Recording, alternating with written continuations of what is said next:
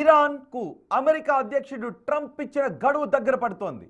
Hormuz జలసంధిని పూర్తిగా తెరిచేందుకు America కాలమానం ప్రకారం మంగళవారం రాత్రి 8 గంటల వరకు ట్రంప్ గడువు ఇచ్చారు. అంటే ఈ రోజు సాయంత్రం 8 గంటలతో ఈ గడువు ముగిసిపోతుంది.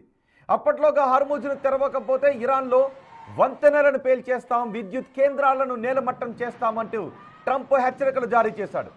ఇంతకుముందు డెడ్లైన్ పొడిగింపులతో తాత్కాలిక ఊరటలు కలిగించిన అమెరికా అధ్యక్షుడు ఈసారి మాత్రం అటువంటి పొడిగింపు ఉండబోదు అని తేల్చి చెప్పాడు. ఇరాన్ను తమ బలగాలు ఒక్క రాత్రిలో తుడిచిపెట్టేయగలవన్నాడు. ఆ రాత్రి మంగళవారం రాత్రే కావచ్చు అంటూ హెచ్చరికలు జారీ చేశాడు ట్రంప్.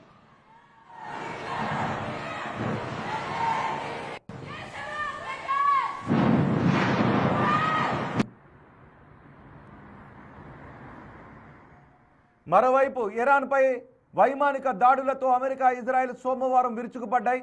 ఈ దాడుల్లో ఏకంగా 26 మంది ప్రాణాలు కోల్పోయారు. మృతుల్లో ఐఆర్జీసీ నిఘా విభాగం అధిపతి మేజర్ జనరల్ మాజిద్ ఖమేమి కూడా ఉండటం టెహ్రాన్కు గట్టి ఎదురు దెబ్బ అని భావిస్తున్నారు.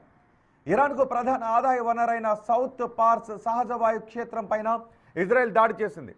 టెహ్రాన్ కూడా ఇజ్రాయెల్పై గల్ఫ్లో అరబ్లోని తన పొరుగు దేశాలపై దాడులు కొనసాగించింది.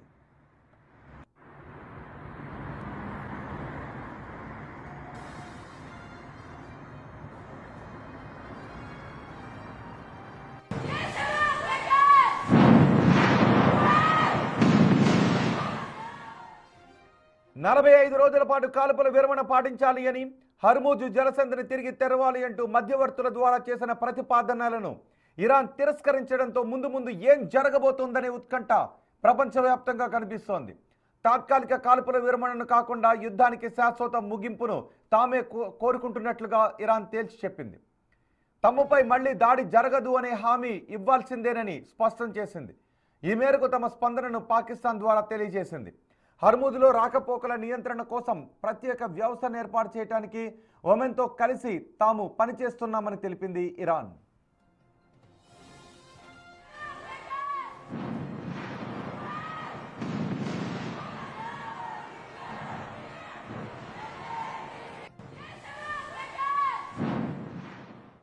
మరోవైపు ఇరాన్ రాజధాని టెహ్రాన్పై అమెరికా, ఇజ్రాయెల్ బలగాలు బాంబుల వర్షాన్ని కురిపించాయి.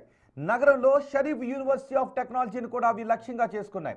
ఆ ప్రాంగణం సమీపంలో భవనాలు, సహజ వాయు పంపిణీ కేంద్రం దెబ్బతిన్నాయి. టెహ్రాన్లో బెహ్రామ్, మొహరాబాద్, అజ్మయేష్ విమానాశ్రయాలపై దాడి చేసినట్లుగా ఇజ్రాయెల్ సైన్యం ప్రకటించింది. తమ దాడుల్లో ఇరాన్ వాయుసేనకు చెందిన డజన్ల కొద్దీ హెలికాప్టర్లు, ఒక విమానం దెబ్బతిన్నాయి అని పేర్కొంది.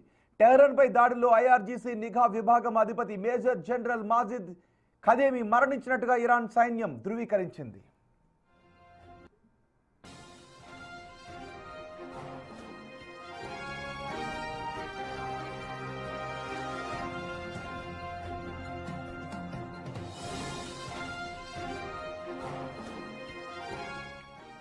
సౌత్ పార్స్లోని కీలక పెట్రోకెమికల్ ప్లాంట్పై ఇజ్రాయెల్ దాడి చేసింది. ఇది ప్రపంచంలోనే అతిపెద్ద గ్యాస్ క్షేత్రం సౌత్ పార్స్. దాన్ని ఖతార్తో కలిపి ఇరాన్ పంచుకుంటోంది.